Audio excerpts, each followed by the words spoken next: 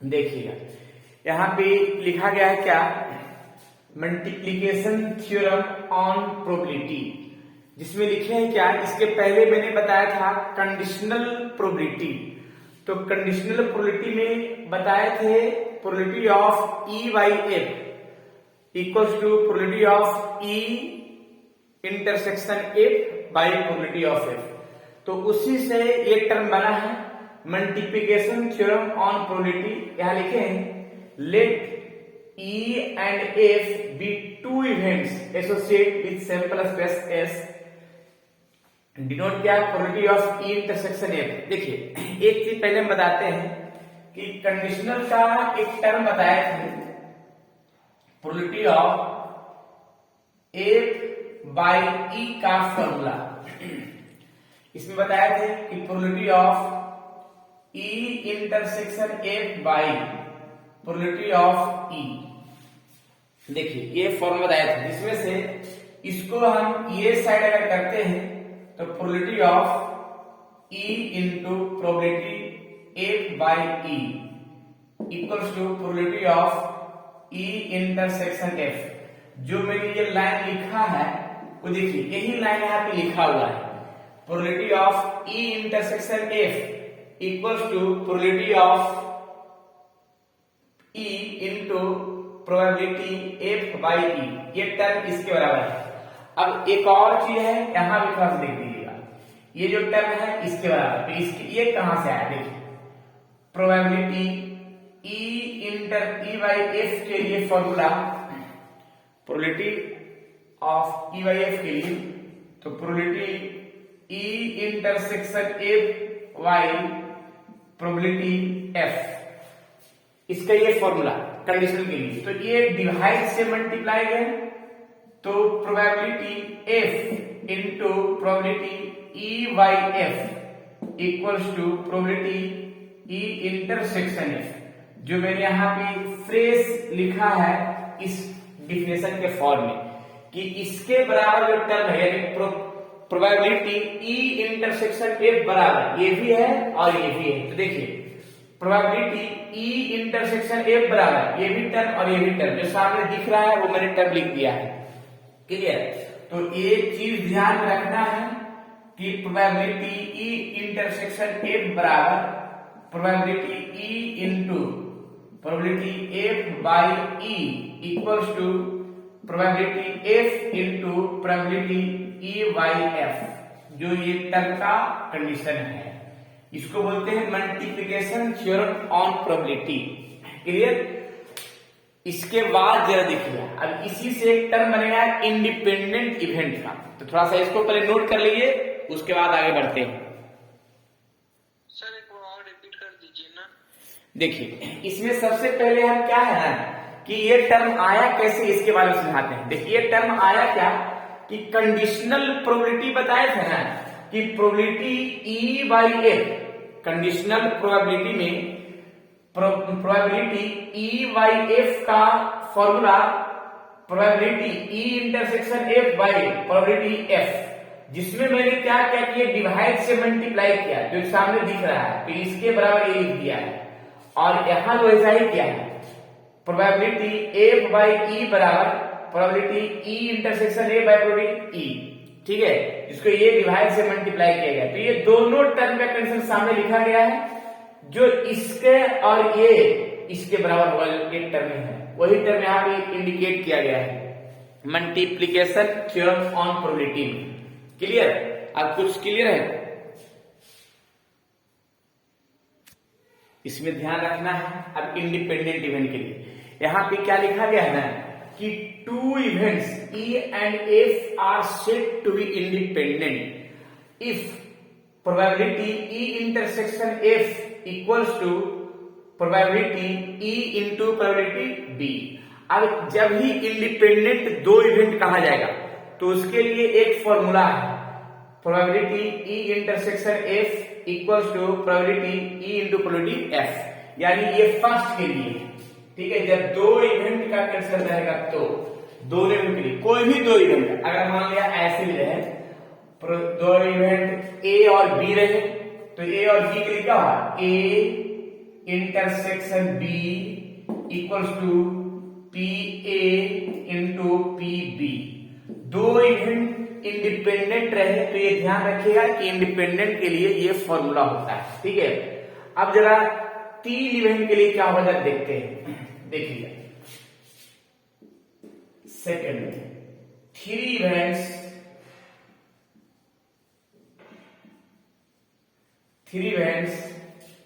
E, F and G are said to be independent.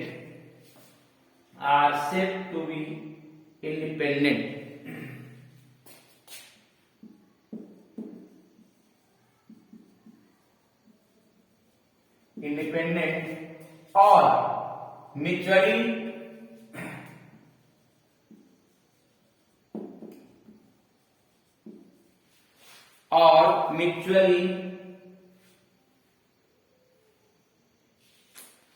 Independent, एक minute का है, mutually independent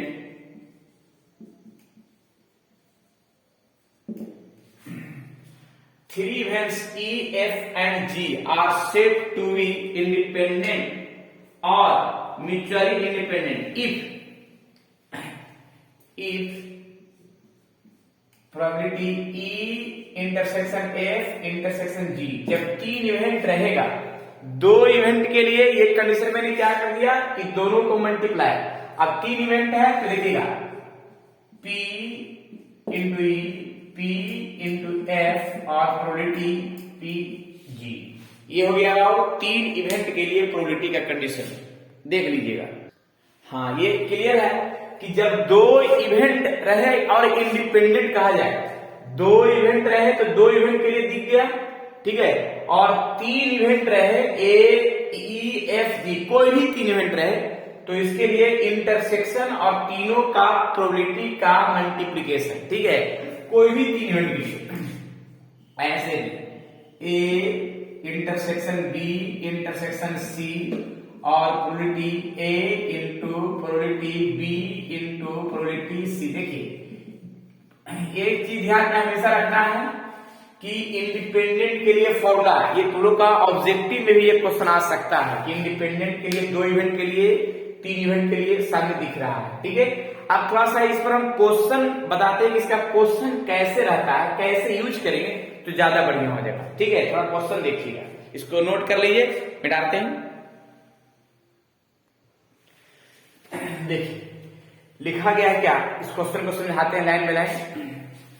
A die mark 1 2 3 in red and 4 5 6 in green tossed, let A be the event number is even, B be the event number is red, are A and B are independent। यानी इसमें independent पूछा जा रहा है कि independent है या नहीं।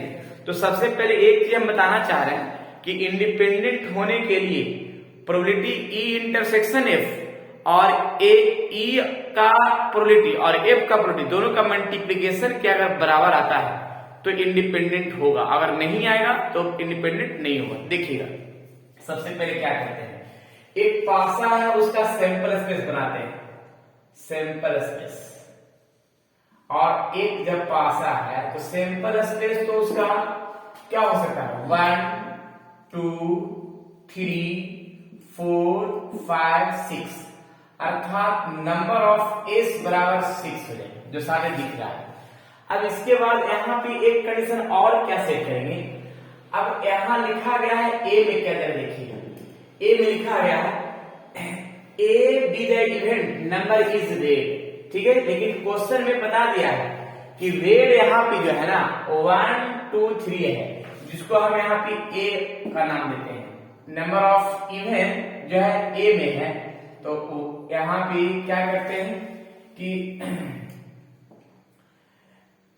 इवन नंबर इसमें कहां है, तो इवन नंबर है क्या कि 2 है 4 है 6 है, यहाँ पे 2 4 6, रेड मेरा 1 2 3 है और ग्रीन 4 5 6 है, क्लियर। और एक पासा टोटल संभावना है 6 है, जो सामने दिख रहा है। अब यहाँ पे ए में लिखा गया है कि नंबर इज इवन। अब ये पासा में इवन नंबर कौन कौन हो सकता है, तो 2 होगा, 4 होगा, 6 होगा, जो सामने मैंने लिख दिया है। अब यहाँ पे नंबर ऑफ ए बराबर होगा 3 हो जाएगा। नंबर ऑफ ए तो 3 हो गया, 2, 4, 6 तीन एलिमेंट है, इसलिए 3। अगर इसका हम प्रोबेबिलिटी पूछेंगे, प्रोबेबिलिटी ए का, तो प्रोबेबिलिटी ए का क्या हुआ, number of A by number of S. तो नंबर ऑफ ए मेरा है 3 और नंबर ऑफ एस है 6, यानी इसका जगह प्रोबेबिलिटी ए का 1/2। क्लियर। अब जरा देखिएगा, अब यहाँ पे बी में क्या कह रहा है उसके बारे में चलते हैं। बी कह रहा है क्या कि B be the event number is red. अब यहाँ पे बी को रेड से इंडिकेट किया गया है, यानी रेड का क्रम कौन कौन है, 1 2 3, 1 2 3, अर्थात नंबर ऑफ बी बराबर यहाँ पे 3 आएगा। और इसका भी प्रोबेबिलिटी निकालते हैं, तो probability number of B by number of S, और नंबर ऑफ एस क्या 3/6, ये भी आएगा 1/2। क्लियर है। तो ये दोनों का मैंने ए और बी का दोनों का प्रोबेबिलिटी निकाल लिया मैंने। अब हम दोनों का इंटरसेक्शन निकालते हैं। देखिए इंटरसेक्शन कैसे निकालेंगे। ई यहां पे क्या है, ए इंटरसेक्शन बी, ए और बी का इंटरसेक्शन, ए सेट है और ये बी है, और ए और बी जो इवेंट है दोनों में कॉमन इवेंट तो सिर्फ मेरा 2 ही दिख ही रहा है, यानी 2 हो गया। क्लियर। तो यहाँ पे 2 के अलावा कोई नहीं है, यानी number of A intersection B equals to 1 आ जाएगा, क्योंकि एक ही को इंटरसेक्ट किया है, मैंने कॉमन है। और इसका हम अगर प्रोबेबिलिटी निकालेंगे तो इसमें number of A intersection B by number of S. अब यहाँ पे number of A intersection B मेरा 1 है, तो 1 हो गया, और नंबर ऑफ एस जो है, नंबर ऑफ एस 6 है। क्लियर है। तो ये हो गया इंटरसेक्शन का प्रोबेबिलिटी। अब यहाँ पे हमको चेक करना है कि इंडिपेंडेंट है या नहीं। यहाँ लिखा है are A and B are independent, तो इंडिपेंडेंट के लिए यहाँ पे रूल है, देखिएगा here probability A intersection B equals to probability A into probability B. अब जरा सोच लीजिए कि इसका प्रोबेबिलिटी मैंने सामने लिख के बता दिया 1/6, और ए मेरा कितना है 1/2, और बी कितना है वो भी 1/2 है। अब हमको एक चीज कमेंट सेक्शन में बताइए कि ये इंडिपेंडेंट इवेंट है या नहीं है, ये सोच के बताइए। अगर दोनों बराबर आएगा तो इंडिपेंडेंट होगा, और अगर इक्वल नहीं आया तो इंडिपेंडेंट नहीं होगा। हाँ क्या बोल रहे हैं प्रिया, नहीं होगा। और विद्यार्थी बोलिए ये नॉट इंडिपेंडेंट, हाँ ये जो है not independent event, not independent event.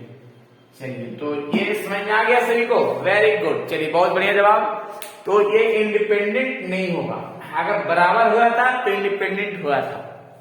चलिए सभी क्लियर हो गए। चलिए इस क्वेश्चन को एक बार और समझाते हैं, जरा पूरी तरीके से समझने की कोशिश कीजिएगा। देखिए सबसे पहले हम एक काम क्या कर रहे हैं कि यहाँ पे डाई है यानी पासा है, तो पासा को मैंने क्या किया कि 1 2 3 4 5 6, यानी नंबर ऑफ एस बराबर 6 हो गया। क्लियर। अब उसके बाद यहाँ पे इंडिकेट कर दिया है, रेड को 1 2 3 से इंडिकेट किया है, और ग्रीन को 4 5 6 से इंडिकेट किया है। क्लियर। जो मैंने उसको क्वेश्चन में दिया, दिखा नहीं है ऊपर में। अब यहाँ पे लिखा है ए be the event number is even, यानी यहाँ पे ए का जो इवेंट है वो इवन नंबर है। अब इस पासा में इवन नंबर जो है वो लिख देंगे 2 4 6, यहाँ लिख दिया है। तो नंबर ऑफ ए बराबर 3 आ गया, क्योंकि 3 टर्म दिख रहा है। अब इसका हम प्रोबेबिलिटी निकालेंगे, तो number of A by number of S जो सामने दिख रहा है 3/6 1/2। वैसा ही बी का इवेंट में कह रहा है, बी का इवेंट में नंबर ऑफ रेड, बी का इवेंट में नंबर ऑफ रेड कहा जा रहा है। तो नंबर ऑफ रेड में मेरा क्या क्या है, रेड में है 1 2 3 क्वेश्चन में लिखा हुआ है, तो 1 2 3 लिख दिया। इसका भी प्रोबेबिलिटी निकालेंगे तो इसका भी 1/2 आ जाएगा। अब इसमें ए और बी इंडिपेंडेंट जब चेक करना होगा तो ए और बी में कॉमन एलिमेंट पता करना होगा, अर्थात इंटरसेक्शन का टर्म। तो ए और बी का इंटरसेक्शन का टर्म मेरा 2 ही आया कॉमन, ओनली 2। तो 2 आएगा तो हम इसमें एक कंडीशन सेट कर सकते हैं क्या कि ए इंटरसेक्शन बी और क्या आ जाएगा यहाँ पे 2, ठीक है। तो यहाँ पे मेरा कॉमन एलिमेंट मेरा एक ही होगा, number of A intersection B. और इसका अगर प्रोबेबिलिटी हम निकालना चाहेंगे तो number of A intersection B by number of S, यानी number of A intersection B by कितना आएगा 1/6। क्लियर है। अब इसमें एक चीज है कि ये तो मैंने प्रोबेबिलिटी निकाल लिया, लेकिन अगर मान लिया इसका हमको इंडिपेंडेंट अगर पूछा जा रहा है तो इंडिपेंडेंट का प्रोबेबिलिटी हम प्रोबेबिलिटी नहीं फॉर्मूला देखेंगे क्या होता है। तो ये इंडिपेंडेंट का, अब ये दोनों का टर्म अगर इक्वल आ गया वैल्यू पुट करने के बाद तो इंडिपेंडेंट होगा, और नहीं आया तो इंडिपेंडेंट नहीं होगा। तो ये इक्वल नहीं आया तो नॉट इंडिपेंडेंट। क्लियर। अगर इक्वल आता तो इंडिपेंडेंट होता। चलिए तो हो गया सभी। नेक्स्ट, चलिए नेक्स्ट क्वेश्चन और भी बताते हैं इस पर। चलिए अब इस क्वेश्चन को थोड़ा समझाते हैं पूरी तरीका से समझने की कोशिश कीजिएगा। सबसे पहले क्या लिखा गया है, लिखा गया है पहले a fair coin and unbiased die are tossed, यानी एक पासा है और एक सिक्का है, ठीक है। फिर लिखा गया let A with head appear on the coin, ठीक है, और and B with hand 3 on die, check whether A and B are independent और नॉट। यानी इसमें बताया गया है कि ये इंडिपेंडेंट है या नहीं, चेक करके बताना है। तो सबसे पहले हम एक सिक्का को टॉस करते हैं। देखिएगा सिक्का पर काम कर रहे हैं, एक सिक्का को टॉस करते हैं। इसका सैंपल स्पेस मेरा आ जाएगा हेड या तो टेल, यही आएगा। अब यहाँ पे एक सिक्का को जब टॉस किया गया तो हेड आ सकता है या तो टेल आ सकता है। तो नंबर ऑफ एस जो है, नंबर ऑफ एस 2 ही आ सकता है एक सिक्का को टॉस किया गया तो। लेकिन इसमें लिखा गया है यहाँ पे पढ़िएगा let A be the event head appear on coin, यानी देखिएगा अब यहाँ पे फ्रेज लिख दिया है ए बराबर बताया गया है कि सिक्का का जो हेड होगा वही ए होगा। तो सिक्का का जो हेड मेरा एक ही है उसको मान लेना है यहाँ पे ए बराबर जो एच है। तो नंबर ऑफ ए कितना आ जाएगा, तो इसमें तो 1 ही आ जाएगा। क्लियर। लेकिन अगर इसका हम प्रोबेबिलिटी पूछेंगे तो प्रोबेबिलिटी ए बराबर हो जाएगा number of A by number of S, number of A by number of S. तो आ जाएगा वो यहाँ पे नंबर ऑफ ए 1 और नंबर ऑफ एस मेरा क्या आएगा 2 आएगा। तो ए का प्रोबेबिलिटी आएगा 1/2। क्लियर है। ये अब देखिए जरा ध्यान से, ये तो मेरे सिक्का का। अब साइड में हम पासा का काम करते हैं, यहाँ पे से पासा देखिए डाई का। अब यहाँ पे डाइस का यहाँ पे कंडीशन सेट करते हैं कैसे, जरा देखिएगा। अब एक पासा है तो संभावना तो 1 2 3 4 5 6 ही आ सकता है। 1 2 3 4 5 6, यानी नंबर ऑफ एस बराबर यहाँ 6 हो जाएगा। लेकिन इस क्वेश्चन में बी के बारे में क्या बोला जाएगा सुनिएगा। बी में लिखा है, बी में B with event 3 on die. आप बताइए कि पासा में 3 कितना बार आएगा। तो 3 तो एक पासा में सिर्फ एक ही बार आएगा ना। ये 3 जो है 3 का इंडिकेट किया गया है, तो 3 तो आया, बी को माना गया पासा में 3, तो नंबर ऑफ बी बराबर आ जाएगा 1। क्लियर है। अगर इसका हम प्रोबेबिलिटी कहेंगे तो प्रोबेबिलिटी बी बराबर number of B by number of S. तो यहाँ पे नंबर ऑफ बी मेरा 1 है और नंबर ऑफ एस 6 है, यानी 1/6 जो यहाँ पे सामने दिख रहा है। क्लियर। अब इसके बाद देख रहे हैं कि एक तो पासा है और एक सिक्का है, तो दोनों को हम एक साथ टॉस कर देते हैं, पासा और सिक्का दोनों को। क्लियर। देखिए कैसे करते हैं। चलिए देखिए अब यहां पे क्या कर रहे हैं कि सिक्का और पासा दोनों को एक साथ टॉस करेंगे। कैसे यहाँ पे लिखे, when a die and a coin are toss, यानी सिक्का और पासा को हाथ में ले लिया जाएगा, एक बार टॉस करेंगे, संभावना क्या आएगा देखिएगा। यहाँ पे सिक्का और पासा को एक साथ टॉस किया गया तो हेड 1 आ सकता है, हेड 2 आ सकता है, head 3, head 4, head 5, head 6, tail 1, tail 2, tail 3, tail 4, tail 5, tail 6, यानी एक सिक्का और एक पासा को टॉस किया गया तो सिक्का में मान लिया हेड आ सकता है और पासा में क्या 1 आ सकता है, head 2, head 3, head 4, head 5, head 6 और side tail 1, tail 2, tail 3, tail 4, tail 5, tail 6, यानी ये सैंपल स्पेस हो गया दोनों को मिलाकर सैंपल स्पेस, जिसको एस से इंडिकेट करते हैं। तो नंबर ऑफ एस बराबर यहां पे आ गया, दोनों को टोटल 12 आ गया, 12 आ गया, 6, 6, 12। अब यहां पे एक काम क्या करेंगे, क्योंकि इंटरसेक्शन निकालना आता है ए और बी दोनों का इंटरसेक्शन, तो इंटरसेक्शन का कंडीशन देखिए कैसे बनाते हैं, ए इंटरसेक्शन बी। तो ए इंटरसेक्शन बी निकालने का एक तरीका है कि ए में मेरा हेड है और बी में मेरा क्या है 3 है। अब सोचिए कि हेड और 3, तो हेड और 3 कहां आएगा ये देख लीजिए। तो हेड 3 कहीं है, कहीं 12 में कहीं हेड 3 है, तो हाँ हेड 3 एक जगह है, क्योंकि ए इंटरसेक्शन बी जब कहा जा रहा है तो ए का मतलब तो हेड हो गया और बी का मतलब हो गया 3 हो गया, क्योंकि बी में यहां पे फ्रेश लिख दिया है कि B with the event 3 on die, यानी पासा में 3 आने वाला कंडीशन को लिखना है बी, ठीक है, और सिक्का में एच जो है यानी हेड वाला को लिखा है ए। अब यहाँ पे ए इंटरसेक्शन बी का मतलब है कि हेड और 3 कहां आएगा, तो हेड 3 सिर्फ एक ही को आया है, इसको लिखेंगे नंबर ऑफ, यहां पे लिखेंगे number of A intersection B. अब number of A intersection B का मतलब यहाँ 1 आ गया।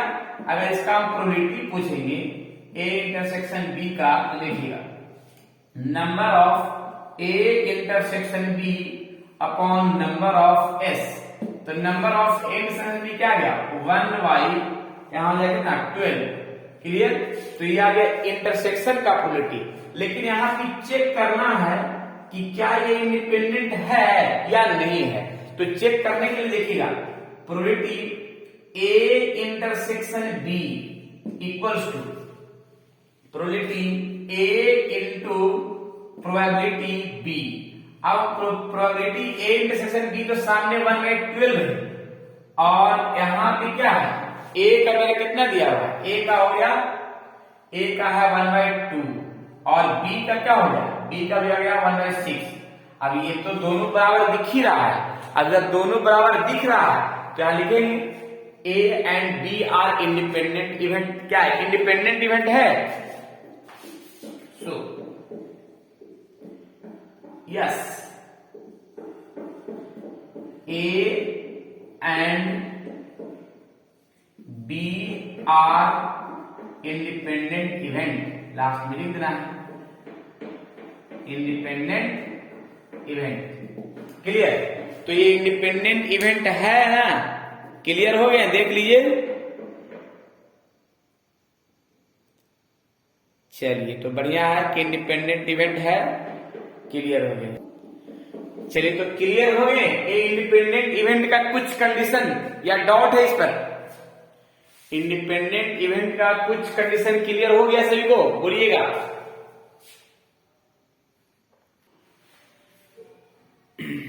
देखिएगा ये क्वेश्चन दिख रहा है ना, क्लियर है। हाँ, तो इसमें पूछा जा रहा है कि ये इंडिपेंडेंट है या नहीं। तो सबसे पहले तो इंडिपेंडेंट का फॉर्मूला देखिए, ये ऑलरेडी सभी का प्रोबेबिलिटी निकाल के दे दिया गया है। अब इसमें इंडिपेंडेंट पूछा जा रहा है, तो प्रोबेबिलिटी ई इंटरसेक्शन एफ बराबर probability E into probability F. अब यहां पे इसका तो वैल्यू सामने लिखा हुआ है 1/5 और ई का भी दिया हुआ है 3/5 और पी का भी दिया हुआ है 3/10। अब इसमें एक चीज जरा सोच लीजिए कि इसके ये दोनों बराबर हुआ कि नहीं हुआ, 1/5 और 9/50, ये दोनों बराबर होगा ही नहीं तो नॉट इंडिपेंडेंट हुआ। बस डायरेक्ट ऐसा ही देखना होता है, ये इसीलिए बन जाए तो आज इसी क्वेश्चन इस पर भी काम चल जाए, नॉट इंडिपेंडेंट इवेंट। क्लियर? तो अब कुछ क्वेश्चन बनेगा सभी से, बोलिएगा। अब कुछ क्वेश्चन बनाना है, ठीक है? और जो भी क्वेश्चन नहीं बनेगा ना उस क्वेश्चन को छोड़ दीजिएगा, वो अगले क्लास में हम उसका पूरा डिटेल से क्वेश्चन बताएंगे और अगले क्लास में प्लेइंग कार्ड के बारे में जानकारी देंगे। प्लेइंग कार्ड का होता है, जो ताश का पत्ता होता है ना, उसी के बारे में, और उस पर क्वेश्चन बताएंगे। सबसे पहले उसी के बारे में जानकारी देंगे, उसके बाद जो भी क्वेश्चन नहीं बनेगा उसका भी जानकारी देंगे। क्लियर ना?